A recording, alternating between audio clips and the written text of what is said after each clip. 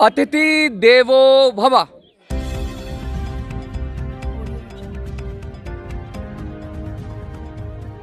नमस्कार साथियों, मैं मनोज सुराजी स्वागत करता हूं आपका मेरी संसद के मंच पे। अतिथि को इस देश में पूजा जाता है, सम्मान दिया जाता है और यहाँ तक कहा जाता है कि अतिथि भगवान होता है। लेकिन अतिथि अध्यापक वो समाज है जिसको भगवान तो क्या, इंसान का भी दर्जा प्राप्त नहीं है। कौन है ये लोग, क्यों आ जाते हैं, बार बार आंदोलन पे उतारू रहते हैं? क्या सचमुच ये उतारू रहते हैं, आंदोलित आदमी हैं? क्या ये लोग आंदोलन जीवी हैं, या ये लोग वो लोग हैं जिनके साथ अन्याय हो गया, जिनके साथ अपमान हो गया, जिनका हक मार लिया गया, सरकारों ने लूटा है, खसूटा है और अतिथि अध्यापक अभी वहीं का वहीं खड़ा है। कुछ लोग आते हैं, नेता बन जाते हैं, सरकार से फ़ायदा ले लेते हैं और चले जाते हैं, लेकिन अतिथि अध्यापक वहीं का वहीं है।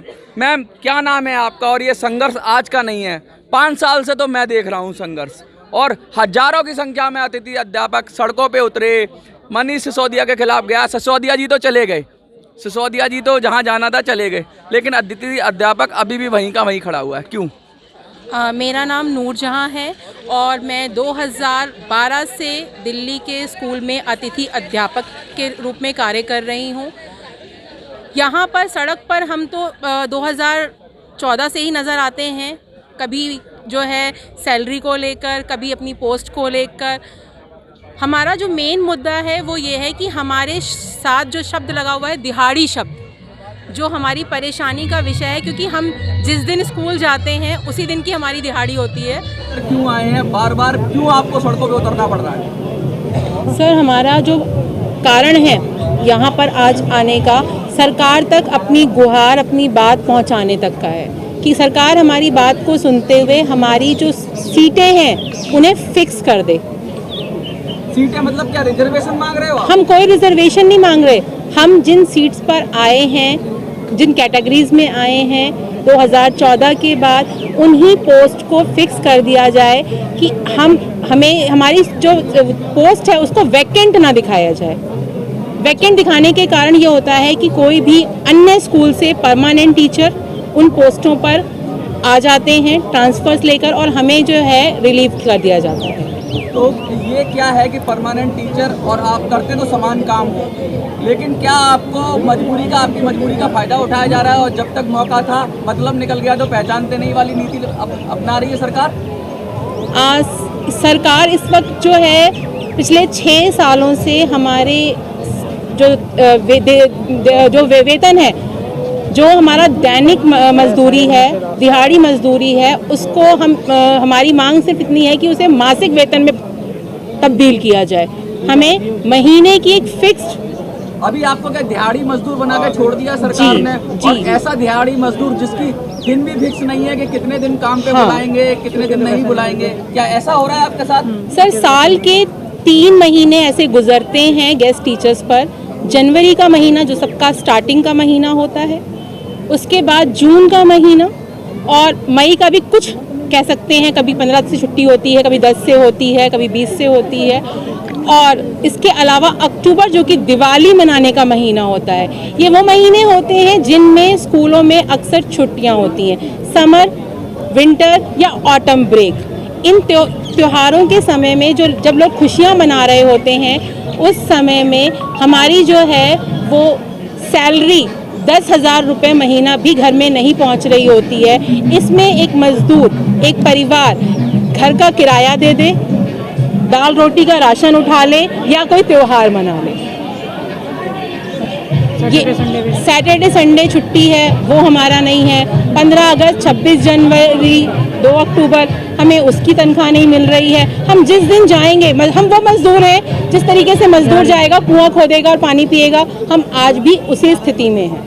अब क्या लगता है आपको, सरकार आपकी मानेगी? और कितनी संख्या में दिल्ली में गेस्ट टीचर हैं टोटल? इस समय 16,660 गेस्ट टीचर कार्यरत हैं।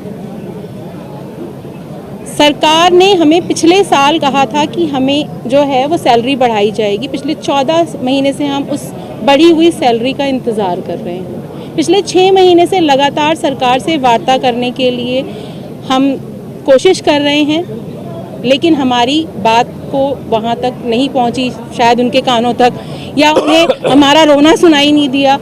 हमें खुद ही समझ नहीं आ रहा कि हम दिल्ली के रोल मॉडल वाले वो गेस्ट टीचर जो आपके नाम पे लगातार ये प्रोपेगेंडा क्रिएट किया जाता है कि दिल्ली के स्कूल इतने अच्छे हो गए, लेकिन ज़्यादातर तो गेस्ट टीचर की वजह से ही अच्छे हुए हैं। अब क्या आपको नियमित करने का भी कोई प्रावधान सरकार ला रही है कि सबको पक्का करेगी? ऐसी बात हुई थी, उसका क्या हुआ? सर 2017 छत्रसाल स्टेडियम में हमें ये कहा गया था कि हमें नियमित करने, क्योंकि 2014 में जो आपकी सरकार आई थी वो इसी एजेंडे के साथ आई थी, उनके मैनिफेस्टो में ये शब्द था। प्रचार भी किया था सर, हमने धरना उनके साथ खड़े होकर उनकी कैंपेनिंग भी की थी। हम वही गेस्ट टीचर्स थे जो उनके साथ में थे और हमें ये लगता था, एक उम्मीद नज़र आई थी कि शायद बदलाव आएगा, हम भी बदलाव की तरफ जाएंगे, बदल देंगे।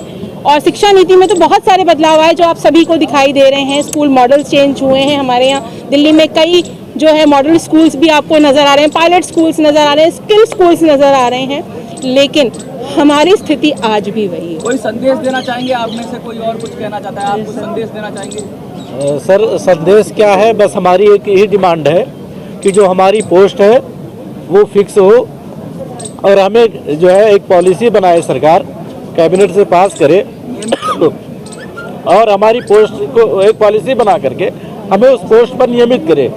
सर, आप कुछ कहना चाहेंगे? देखिए, हमारा तो समझ ये है कि स्कूल में काम एक जैसा होता है, उसी काम को ये लोग कर रहे हैं, उसी काम को हम लोग कर रहे हैं। जो क्वालिफिकेशन एक परमानेंट होने के लिए वो सारी क्वालिफिकेशन ये लोग रखते हैं। अब मजबूरी क्या है कि 10 साल से काम करने के बाद इनके कई लोग ओवर एज हो गए हैं। ओवर एज होने के बावजूद ये वो सारा काम कर रहे हैं जो हम सारा काम करते हैं, लेकिन वेतन के नाम पर अगर आप देखा जाए तो 1/3 या 25% भी नहीं मिलता। तो अगर टीचर्स भर्ती होने, सीधी सी बात है, जब काम चलना है स्कूल में तो टीचर चाहिए। अभी बताया 16,000 के लगभग वैकेंसीज खाली हैं, तो वहाँ पर टीचर्स को रखना पड़ेगा। रिक्रूटमेंट रूल्स को ये लोग फॉलो करते हैं, जो भी गाइडलाइंस है उसके अकॉर्डिंग ये लोग कम्प्लीट हैं। केवल एक ड्रॉबैक क्या रह जाता है कि जब ये 10 वर्ष इन्होंने दिल्ली सरकार के स्कूलों में काम किया तो कई लोग ओवर एज हो गए, या दिल्ली DSSB का एग्जाम है, या कई बार इतने लीगल प्रॉब्लम्स आती है कि रिजल्ट नहीं निकल पाता, तो उसका बेनिफिट इन लोगों को मिल पाए। अनुभवी लोग हैं ये, और जो शिक्षा क्रांति की बात कर रहे हैं उसमें योगदान कहीं ना कहीं इनका भी है। दिल्ली में कई स्कूल ऐसे हैं जो लगभग 33%, 1/3 हिस्सा गेस्ट टीचर के भरोसे ही चलता है वहाँ पर। और जो बॉर्डर के एरिया है वहाँ पर तो 80% तक, 75% तक गेस्ट टीचर्स हैं। तो आप कल्पना कीजिए, अगर गेस्ट टीचर्स इनकी व्यवस्था का हिस्सा ना होते तो स्कूलों में जो भी सुधार होते हैं ये संभव नहीं थे।